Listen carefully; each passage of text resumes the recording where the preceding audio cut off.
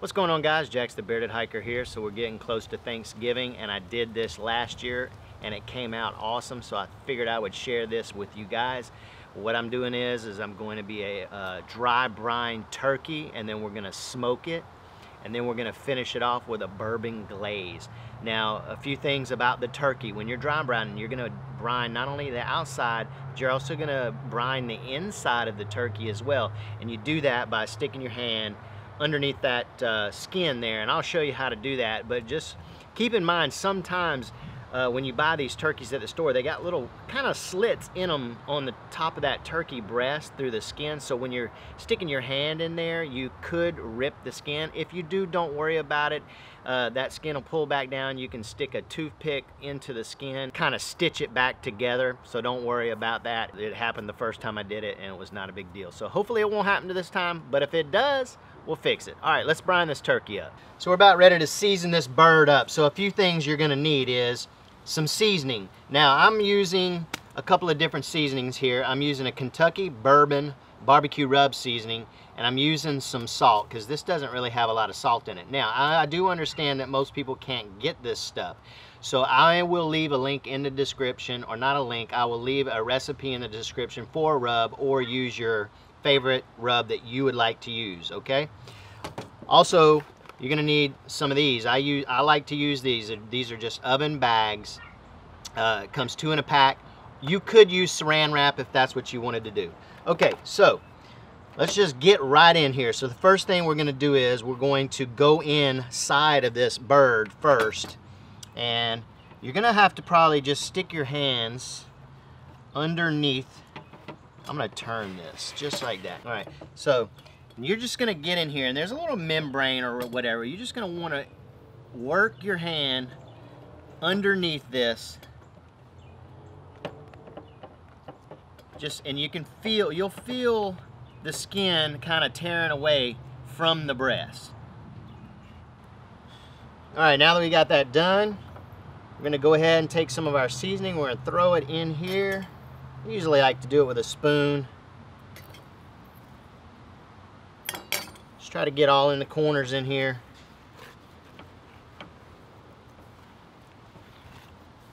That's good.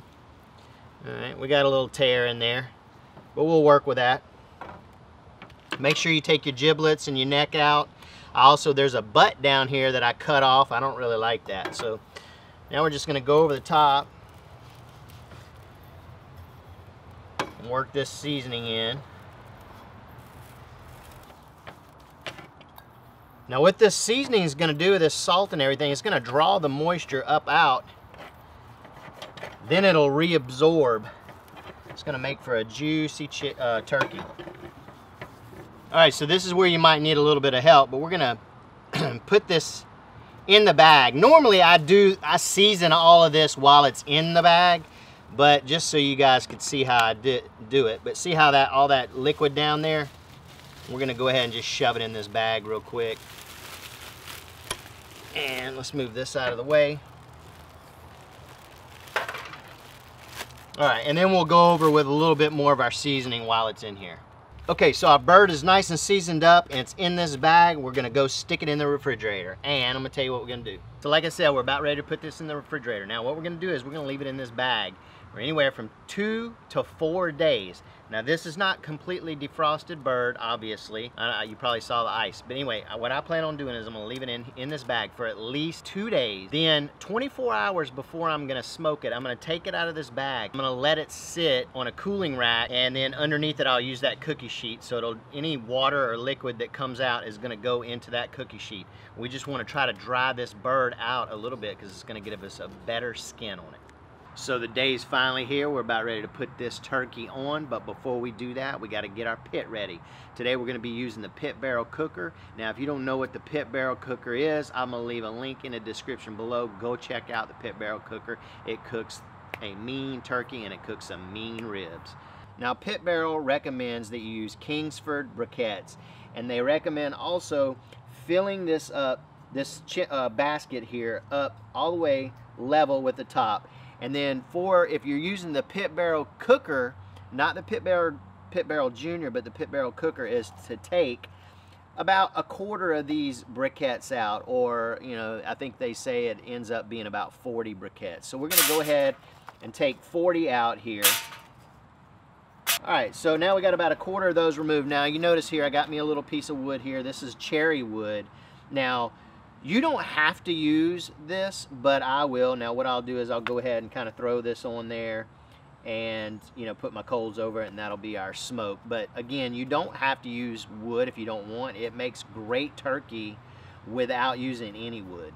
So the next step is we're gonna go ahead and we're gonna light these 40 briquettes up, and we're gonna be light it, and then we're gonna put it inside the pit barrel cooker and let it burn there for about 12 to 15 minutes. Pit barrel cooker recommends 12 minutes if you live at sea level up to 2,000 feet in elevation. While that's going right there, we're gonna go ahead and prepare our turkey. Our briquettes are lit, so we're gonna go ahead and let that burn for our 12 minutes with the pit barrel cooker's lid off. So we're about finished up here, and as you can see, I've trussed up the legs, and now she does look a little bit like Frankenstein, you know, when stitching her up there again. But I will tell you this, she may not look pretty, but what she lacks in beauty, she's gonna make up in flavor. All right, so let's go put this beautiful piece of meat on our smoker. All right, it's been about 12 minutes here. I'm gonna go ahead and we're gonna dump our coals. Now, I'm not as fancy as Pit Barrel. Pit Barrel makes a small charcoal basket that you can actually get down in here and turn it to the side. So it's not as precarious as what I'm doing here. All right. Okay, with the Pit Barrel, you can see there's got grates, but we're gonna run this with the grates out. Take the turkey, slide that in there, and let it hang out. All right, I don't know how long this is gonna take. I think last year it might have took me, I wanna think 3 hours maybe. I'll let you know how long it takes this time though. Now I do wanna say I'll be inserting a temp probe in this turkey about an hour to an hour and a half into the cook. Also, don't forget that we have to make up our glaze, which is a maple bourbon glaze. I think I keep saying honey bourbon glaze, but it's not. It's a maple bourbon glaze, although a honey bourbon glaze would be good. All right, we'll see you in a bit. For the bourbon maple glaze, you're gonna need 3/4 cup of maple syrup, a 1/2 cup of brown sugar, 1/4 cup of a brown mustard,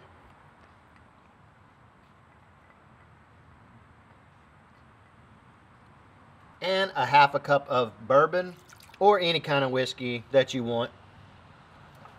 And stir, and now we're going to put the heat on this and reduce it by 1/3. So this is about the consistency we're looking for right here. We'll reduce by approximately 1/3. All right, let's go baste our bird. She's looking nice.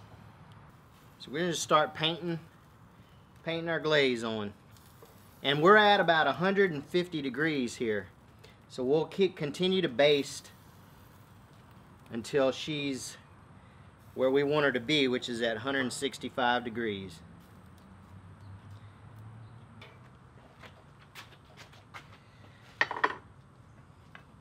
Oh yeah, she is looking on point, guys. Look at that. Woo.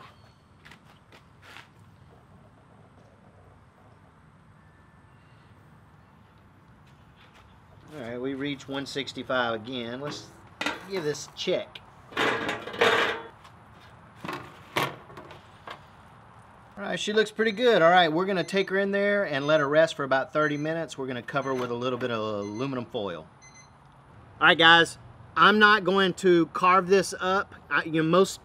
Get out of here, flies. All right.